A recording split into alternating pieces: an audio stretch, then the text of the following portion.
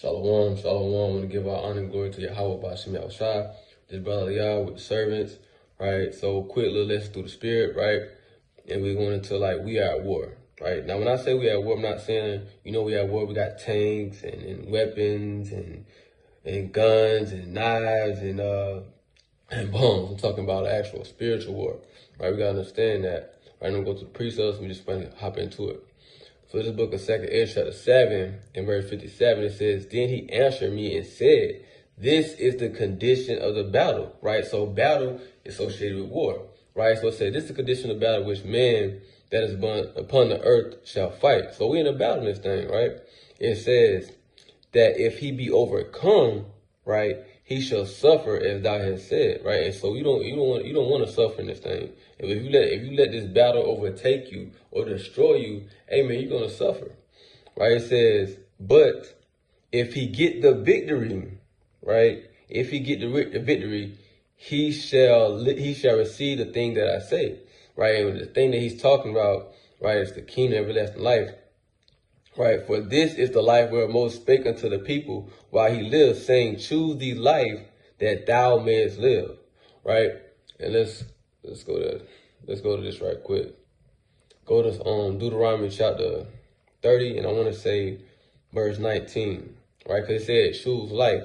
And that's part of the battle. That's making a choice in this battle. Right? Choosing life, either you choose death, and choosing death is letting sin, lust, temptation, right? The world overcome you, overtake you. That's what that is, right? That's being overcame, right? You're basically going back into the world, right? Going back into sin, right? That's being overtaken, and that's losing the battle, right? So winning the battle will be choosing life, right? So you want to choose life in this thing, right? So, and in the process of choosing life, it's a battle. You know what I'm saying? It's a battle. It's a battle, right? It's not going to be an easy thing, right? You got to fight.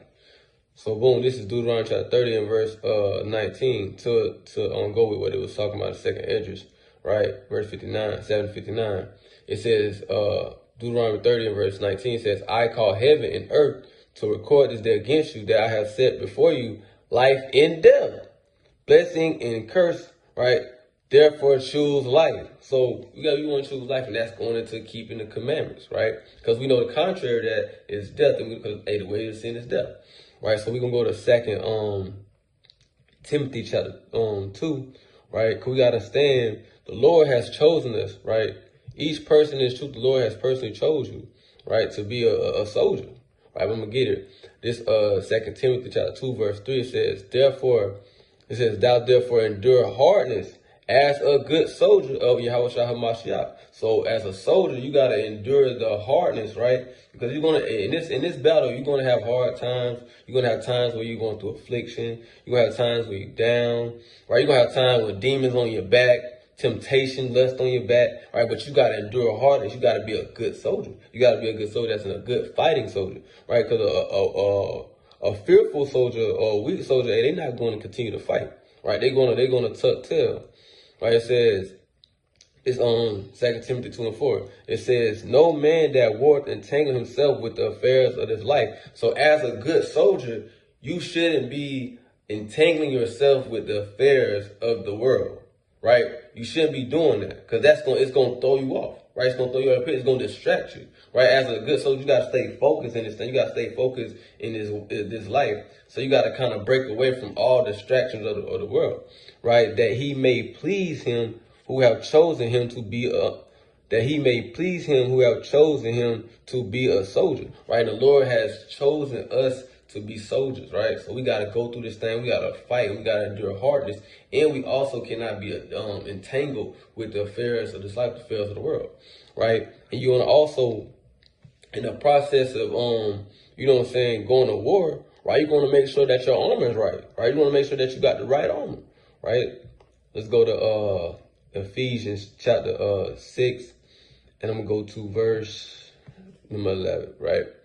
It says this. It says, put on the whole armor of God, that you may be able to stand against the wiles of the devil, right? It says, for we wrestle not against flesh and blood, but against principalities, against powers, against the rulers of darkness of this world, right? Against spiritual wickedness in high places. And that's what I was talking to in the beginning. You know what I'm saying? Like, this is it's a spiritual war they're talking about, right? You're going in war in the spirit, right? And so with that being said, you want to make sure that you got the right equipment, right? You want to make sure you focus, make sure you're not distracted, right? And in the equipment that you want to have, right? I'm not going to read all this, but definitely go into the armor of God. You go to Ephesians 6 verse 10 on down, right? But I'm just going to read a couple of them, right? It says, wherefore take unto you the whole armor of God, right? That ye may be able to withstand